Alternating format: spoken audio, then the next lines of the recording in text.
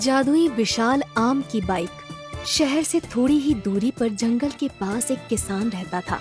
उस किसान ने अपने खेतों के पास ही अपना घर बना रखा था। सारे खेतों में बस आम की फसल उगा करती थी। उसे आम बेचकर बहुत ज्यादा आमदनी होती थी और वो शहर जाकर सारे आम थोक में बेच आता था। शहर और आसपास के सभी लोग उसे आम वाला कहकर पुकारते थे। उस आम वाले का एक छोटा बेटा भी था जिसका नाम कमल था। कमल शहर में रहकर नौकरी करता था और जब कभी भी उसका मन होता था तो वो अपने पिता के घर आ जाता था, क्योंकि शहर से उसका घर बस थोड़ी ही दूरी पर था। रक्षाबंधन से ठीक एक दिन पहले कमल शहर से अपने घर वापस आ जाता है और अपने पिताजी से कहता है, पापा, मैं रक्षाबंधन की छुट्टी लेकर घर आ गया हूँ और अगले 3-4 दिन तक यहीं रहूँगा। वो आम वाला कहता है, हाँ बेटा, तुम अंदर जाकर आराम करो, मैं जरा खेत देख कर आता हूँ। आजकल रात को बहुत सारे जानवर घुस आते हैं। वो किसान खेत देखने चला जाता है और थोड़ी देर बाद वापस आ जाता है। कमल अपने पिताजी से कहता है, पापा, मुझे लगता है हमें अब आम की खेती नहीं करनी चाहिए। एक तो आम केवल गर्मियों में होते हैं और फिर साल भर इंतजार करना पड़ता है। इससे अच्छा हम कोई ऐसी खेती क्यों ना करें जो पूरे साल भर पैदा होती हो और इससे हमें बहुत ज्यादा आमदनी भी होगी। तब कमल के पिताजी कहते हैं, तुम ठीक कहते हो बेटा, लेकिन मैं आम की खेती नहीं छोड़ना चाहता। मेरे बाप दादा भी आम की खेती किया करते थे। इतना कहकर कमल के पिताजी अंदर चले जाते हैं और कमल सोचने लगता है, अब पिताजी तो आम की खेती छोड़ने वाले नहीं। मुझे शहर जाकर कोई ऐसी दवा लानी होगी जिससे हमारे आम पहले के मुकाबले कई ज्यादा बड़े हो जाएं। इसके बाद रक्षाबंधन की छुट्टियां खत्म हो जाती हैं और कमल वापस शहर चला जाता है। इस तरह समय गुजरता जाता है और अब धीरे धीरे गर्मी का महीना शुरू होने लगता है। हर बार की तरह इस बार भी गर्मियां शुरू होते ही कमल शहर से वापस अपने गांव की तरफ निकल पड़ता है। रास्ते में एक बहुत बड़ा जंगल पड़ता था। कमल जंगल से गुजर रहा था कि तभी उसे एक पेड़ के नीचे संत महात्मा दिखाई देते हैं।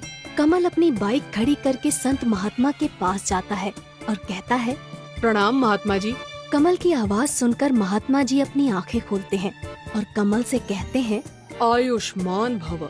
बोलो बेटा, क्या कहना चाहते हो? कमल थोड़ा हिचकिचाते हुए कहता है, वो महात्मा जी, मेरे पिताजी सालों से आम की खेती करते आ रहे हैं, लेकिन आम की खेती से हमें ज्यादा पैसा नहीं मिलता। आप कोई उपाय बताइए ताकि हम ज्यादा से ज्यादा कमा सकें। तब वो महात्मा जी ध्यान लगाते हैं और उनके हाथ में एक दिव्य जल की मटकी प्रकट हो जाती है। महात्मा जी कमल से कहते हैं, बेटा, ये जादुई दिव्य जल है। इस मटकी के अंदर तुम जो कुछ भी रख दोगे वो जादुई हो जाएगा, लेकिन याद रहे, इसका उपयोग तुम केवल एक ही बार कर सकते हो। कमल वो मटकी लेकर अपने घर आ जाता है और रात भर सोचता है कि उसे जादुई जल का उपयोग कैसे करना चाहिए। तभी उसके दिमाग में एक आइडिया आता है, अगर मैं इस मटकी के अंदर एक आम को रख दूं, तो वो आम जादुई आम बन जाएगा। फिर मैं उस जादुई आम की मदद से जो चाहे वो कर सकता हूँ। और कमल बागीचे से एक आम तोड़कर उस मटकी में रख देता है और सो जाता है। अगली सुबह जब कमल सोकर उठता है तो उस मटकी का दिव्य जल गायब हो जाता है और उसके अंदर वो आम ज्यों का त्यों रखा हुआ था। कमल को महात्मा जी की बात याद आ जाती है, इस जादुई दिव्य जल का उपयोग तुम केवल एक ही बार कर सकते हो। कमल उस आम को मटकी से बाहर निकालता है और अब वो आम जादुई आम बन चुका था। कमल उस जादुई आम को हाथ में लेकर कहता है, मुझे एक बहुत बड़ा आम चाहिए। और देखते ही देखते वो छोटा सा आम एक बहुत बड़ा आम बन जाता है जो कमल से भी ऊंचा था। ये देखकर कमल की खुशी का ठिकाना नहीं रहता और वो खुशी से नाचने लगता है। तभी उसे पिताजी की आवाज सुनाई देती है। कमल तुरंत उस आम को वापस से छोटा करके अपने बैग में छुपा लेता है और अपने मन में सोचता है, पिताजी तो बहुत सीधे साधे आदमी हैं। अगर उन्हें इस जादुई आम के बारे में पता चल गया तो गड़बड़ हो सकती है। मुझे यहाँ से दूर वापस शहर जाना होगा। और अगले ही दिन कमल शहर जाने लगता है, लेकिन इस बार वो पैदल शहर को जा रहा था। ये देखकर कमल के पिताजी कहते हैं, बेटा कमल, क्या बात है, इस बार तुम अपनी मोटरसाइकिल नहीं लेकर जा रहे हो क्या? तब कमल कहता है, नहीं पिताजी, मुझे अब इस मोटरसाइकिल की जरूरत नहीं। मेरे दोस्त के पास बहुत सारी मोटरसाइकिल है। इतना कहकर कमल शहर की तरफ निकल पड़ता है। जंगल में पहुंचते ही कमल अपने बैग से वो जादुई आम बाहर निकालता है और उससे कहता है, मुझे एक जादुई विशाल आम की बाइक चाहिए। और देखते ही देखते वो आम एक बहुत बड़ी आम की बाइक बन जाता है। कमल उस जादुई आम की बाइक पर बैठकर पूरे जंगल का चक्कर लगाता है और आज उसे बहुत मजा आ रहा था। तभी अचानक जंगल में हाथी आ जाते हैं और कमल के पीछे पड़ जाते हैं। पहले तो कमल बहुत घबरा जाता है, लेकिन फिर वो अपनी आम की बाइक से कहता है, तुम इन हाथियों से भी बड़ी बाइक बन जाओ। और अगले ही पल कमल की आम की बाइक उस हाथी से भी बड़ी हो जाती है। और फिर क्या था, अपने सामने इतनी बड़ी आम की बाइक देखकर हाथी भी डर जाता है और वहाँ से भाग जाता है। शहर पहुँचने से पहले कमल अपनी आम की बाइक को बिल्कुल नॉर्मल बाइक बना लेता है ताकि शहर में किसी को उसके ऊपर शक न हो। शहर पहुँचने के बाद कमल सोचता है, अब मुझे नौकरी करने की कोई जरूरत नहीं, मेरे पास जादुई आम की बाइक है। कमल अपनी नौकरी छोड़ देता है और अब वो दिन भर मस्ती करता था और रात होते ही अपनी बाइक को जादुई आम की बाइक बनाकर पूरे शहर का चक्कर लगाता था।